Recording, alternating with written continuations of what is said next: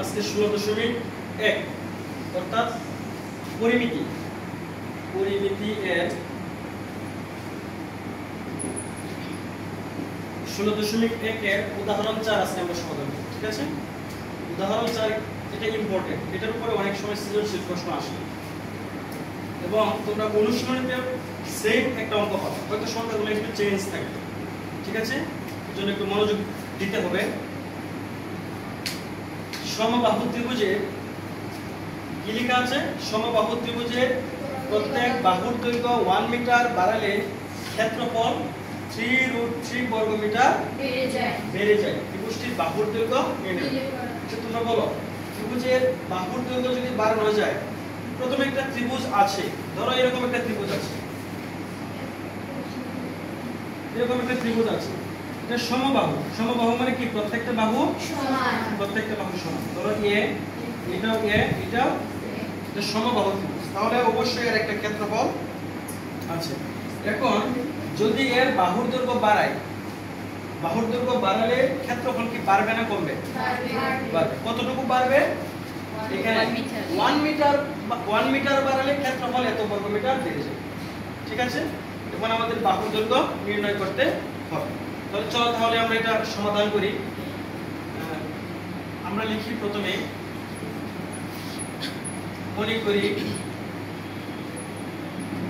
মনে করি সমবাহু ত্রিভুজের কি ত্রিভুজ এটা? সমবাহু মানে কি? প্রত্যেকটি বাহু সমান। তাহলে মনে করি সমবাহু ত্রিভুজের প্রত্যেক বাহুর দৈর্ঘ্য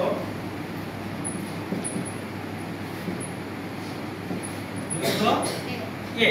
ধরে নিলাম, মনে করি সমবাহু ত্রিভুজের প্রত্যেক বাহুর দৈর্ঘ্য a। যেহেতু এটা বর্গ মিটার আছে, এসে আছে এককটা ক্ষেত্রফল, তাহলে অবশ্যই আমাদের কি লিখতে হবে? এটা আমরা চিত্রটা একটু এই পাশে আঁকি, এই মিটার লিখতে হবে, তাই না? মিটার। প্রত্যেকটা বাহুর দৈর্ঘ্য কি? a। প্রত্যেকটা বাহুর দৈর্ঘ্য a। তাহলে তোমরা বলো, সমবাহু ত্রিভুজের প্রত্যেক বাহুর দৈর্ঘ্য, প্রত্যেক মানে একটা বাহু বা প্রত্যেকটা বাহুর দৈর্ঘ্য যদি a হয়, তাহলে ক্ষেত্রফল কত হবে? ক্ষেত্রফলের সূত্র কি বলো? Very good. আমরা জানি সমবাহু ত্রিভুজের ক্ষেত্রফলের সূত্র হচ্ছে √3/4 স্কয়ার। যেহেতু এটা মিটারে ছিল, এককটা কি হবে? বর্গ মিটার। এটা হলো বর্তমানে আমরা যে ত্রিভুজটা ধরলাম, এটা কি? ক্ষেত্রফল। এটা ক্ষেত্রফল। এখন লক্ষ্য করো, বাহুর দৈর্ঘ্য কয় মিটার বাড়ালে? 1 মিটার।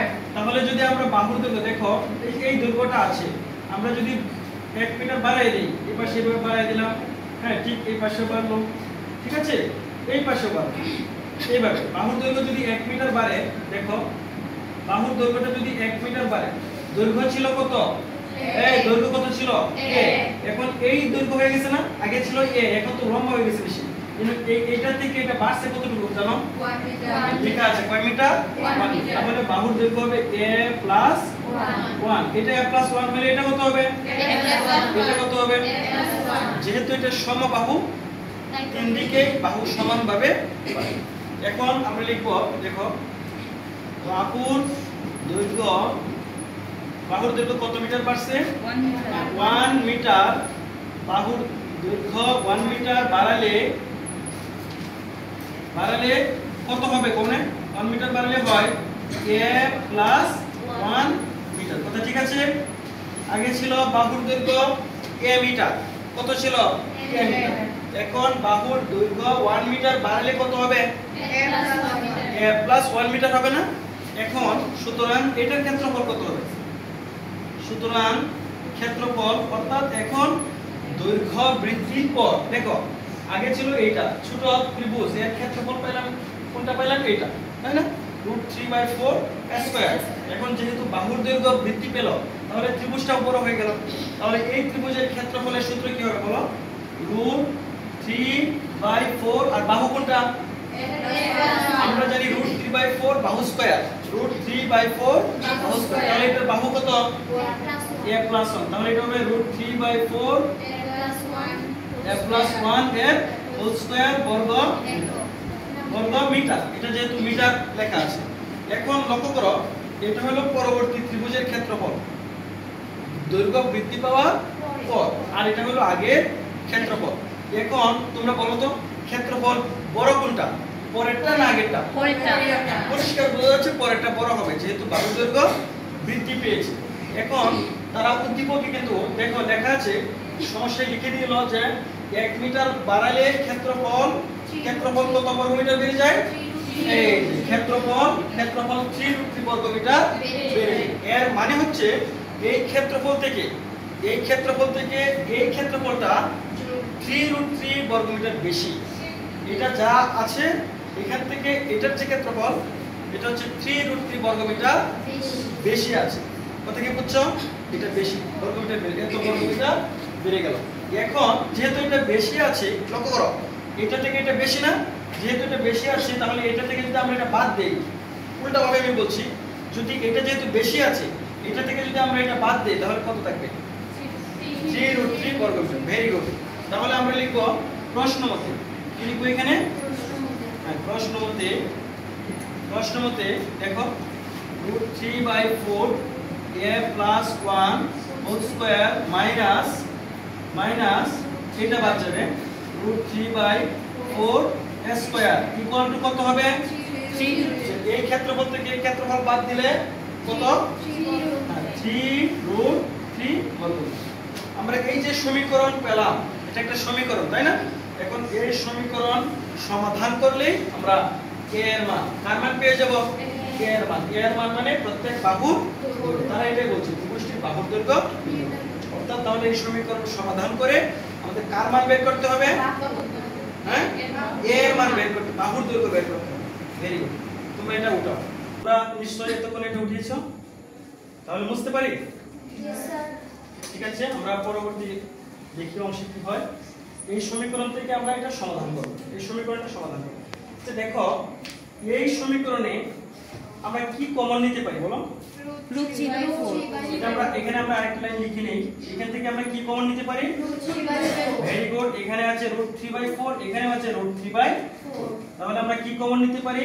√3/4 যদি কমন নেই তাহলে এখানে কি থাকবে? a plus 1 whole square minus এখানে কি থাকবে? Very good, square equal to 3√3।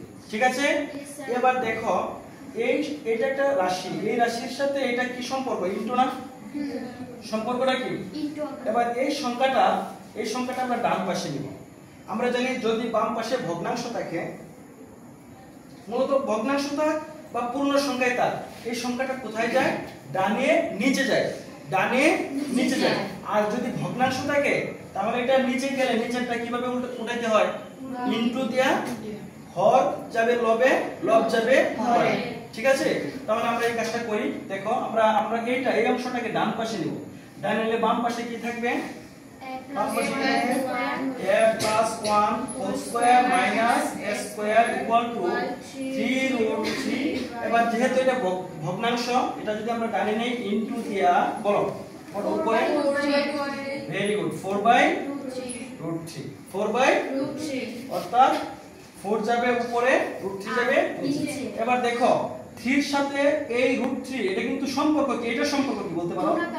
গুণ আকারে। ভেরি গুড, এটাও ইনটু। তাহলে আমরা এই √3 আর এই √3 কেটে দিই। কাটার পরে এই পাশে দেখো, এই পাশে আমরা দুই রকম সূত্র প্রয়োগ করতে পারি, ধরে নিতে পারি। যেমন এটা যদি a ধরি তাহলে a square minus b square, এটাও করা যাবে। আরেকটা এটা a ধরলে আরেকটা b ধরলে a প্লাস b স্কয়ার। এখন আমরা কোন সূত্র ভাঙবো? এটাও ভাঙতে পারি, আর a plus b whole square এটাও ভাঙতে পারি। ঠিক আছে, আচ্ছা আমরা a plus b whole square ভেঙে দিই কি হয়? তোমরা ওইভাবেও করতে পারো, সমস্যা নেই। তাহলে a plus b whole square ভাঙলে আমরা কি পাবো? a square plus 2ab plus b square minus আছে স্কয়ার আর ইকুয়াল টু 3 4 এ 12।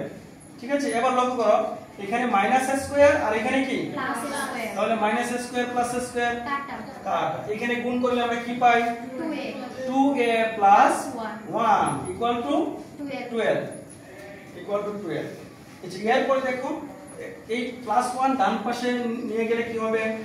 তাহলে 2a equal to 12 minus 1 plus 1 ডান পাশে গেলে কি হবে মাইনাস 1 implies that এবার যদি আমরা a রাখি তাহলে 2 কোথায় যাবে নিচে 2 যাবে নিচে আর এখান থেকে 1 বাদ দিলে 11 বাই 2 তাহলে সুতরাং ভাগ করলে কত পাবো বলো a equal to 5.5 11 কে 2 দিয়ে ভাগ করলে 5.5 তাই না a কি ছিল বলো বাহুর দৈর্ঘ্য আমাদের কি বের করতে বলা হয়েছিল ত্রিভুজটি বাহুর দৈর্ঘ্য আমরা কি পেলাম a এর মান এটা বাহু কত পেলাম 5.5 এবার লিখব সুতরাং ত্রিভুজটি এটা আমাদের ফিনিশিং ওয়ার্ক সুতরাং ত্রিভুজটির বাহুর দৈর্ঘ্য কত 5.5 কি মিটার তোমরা বলো এটা কি প্রায় দিতে হবে প্রায় দিতে হবে কি প্রায় দিতে হবে কারণ দশমিকের উপরে একটা সংখ্যা এর পরে আর কোনো সংখ্যা নেই কখন প্রায় দিতে হয় যদি একাধিক অনেকগুলো সংখ্যা আসে ঠিক আছে না পরে আমরা যদি ছোট করি প্রায় দিই এটা প্রায় দরকার নাই এই হচ্ছে आंसर কি তোমরা কি এই অঙ্কটা বুঝতে পেরেছো স্যার ভেরি গুড তাহলে এটা করে নাও